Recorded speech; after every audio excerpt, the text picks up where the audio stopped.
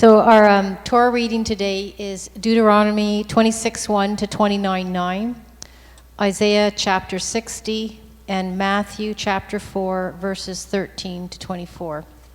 And sort of the main theme that I got from this is all about covenant. So Moses is still speaking to the people of Israel as just before they enter the promised land. And most of what's covered today is all about blessings and curses for obedience and disobedience to God. So I'm just going to give you a sample. I'm going to read some verses from chapter 28, starting verse 1. And if you faithfully obey the voice of the Lord your God, being careful to do all his commandments that I command you today, the Lord your God will set you high above all the nations of the earth. And all these blessings shall come upon you and overtake you, if you obey the voice of the Lord your God. Blessed shall you be in the city, and blessed shall you be in the field. I'm going to jump to verse 12. The Lord will open to you his good treasury, the heavens, to give the rain to your land in its season, and to bless all the work of your hands. And you shall lend to many nations, but you shall not borrow. And the Lord will make you the head and not the tail. And you shall only go up and not down, if you obey the commandments of the Lord your God, which I command you today, being careful to do them. And if you do not turn aside from any of the words that I command you today, to the right hand or to the left, or go after other gods to serve them. We're continuing in verse 15, and here start the curses. But if you will not obey the voice of the Lord your God, or be careful to do all his commandments and his statutes that I command you today, then all these curses shall come upon you and overtake you. Cursed shall you be in the city, and cursed shall you be in the field. Cursed shall be your basket and your kneading bowl. And we'll go over to verse 64. And the Lord will scatter you among all peoples, from one end of the earth to the other. And there you shall serve other gods of wood and stone, which neither you nor your fathers have known. And among these nations you shall find no respite, and there shall be no resting place for the sole of your foot. But the Lord will give you there a trembling heart and failing eyes and a languishing soul. Your life shall hang in doubt before you. Night and day you shall be in dread and have no assurance of your life. In the morning you shall say, if only it were evening. And at evening you shall say, if only it were morning, because of the dread that your heart shall feel and the sights that your eyes shall see. So, how do you think, first of all, there's 14 verses of blessings and there's 53 verses of curses, okay? And how do you think the Israelites would have received these words? Would they have been surprised? Would they have said, oh, what have we done? We've entered this covenant. Was it a surprise to them to hear these words? And to answer that, you have to understand what was seen as a covenant or treaty at that time in history. So a common type of treaty or covenant at that time was called a suzerain vassal treaty, okay? And this was basically between two unequal partners, okay? A higher and a lower, a lesser, a lord and a vassal nation, perhaps a king over a nation that he had just conquered. And some of the terminology used there is actually father-son terminology.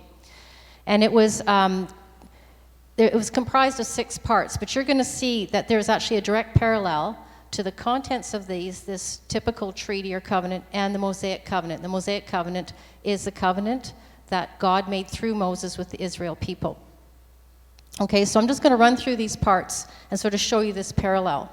So first part was the titular part, okay, and that was basically who the person was who was actually making this treaty. So in our case, we'd look at who God is.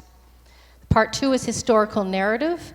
And that's all about what the relationship between the two parties were at that time. And generally this would have rendered the vassal or the lower person or nation very thankful to the king or to the Lord. And we see that because it says the God who saved you, brought you out of Israel, fed you in the desert for 40 years. We see that kind of thing throughout the Torah. Part 3 were stipulations, commands. That's pretty straightforward. Part 4 was storage and public reading. And we know the tablets were stored in the ark. And elsewhere in Deuteronomy, there's also instructions about how the law is to be read in public. Part 5 are witnesses. And we know heaven and earth were witnesses. We know the Israeli people were all witnesses to this covenant. And part 6, blessings and curses. So, therefore, these blessings and curses should not have been surprising to the Israel people for those who understood anything about treaties or covenants in those days. So we are essentially looking at the completion of those covenant clauses, okay? So all of this was laid out in a form that the people would have understood. So there would have been no confusion as to what was required of them. They would have recognized this as a covenant. But we do know that Israel did not keep their covenant. They broke it, and therefore all those curses were activated. And you would think that God would be very justified in just abandoning all his promises he made through this covenant. He'd be well within his rights to say, you guys made your choice. Too bad. So that's it. Because the Mosaic covenant was conditional on Israel obeying the terms. Okay? But we know God's ways are far above our ways. His thoughts are far above our thoughts. So what does he do? And let's go to Isaiah 60 for this.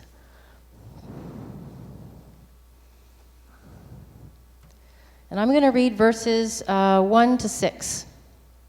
And I think this is quite familiar to many. Arise, shine, for your light has come, and the glory of the Lord has risen upon you. For behold, darkness shall cover the earth, and thick darkness the peoples. But the Lord will arise upon you, and his glory will be seen upon you. And nations shall come to your light, and kings to the brightness of your rising. Lift up your eyes all around and see. They all gather together. They come to you. Your sons shall come from afar, and your daughters shall be carried on the hip. Then you shall see and be radiant. Your heart shall thrill and exult, because the abundance of the sea shall be turned to you. The wealth of the nations shall come to you. A multitude of camels shall cover you, the young camels of Midian and Ephah, and all those from Sheba shall come. They shall bring gold and frankincense, and shall bring good news, the praises of the Lord.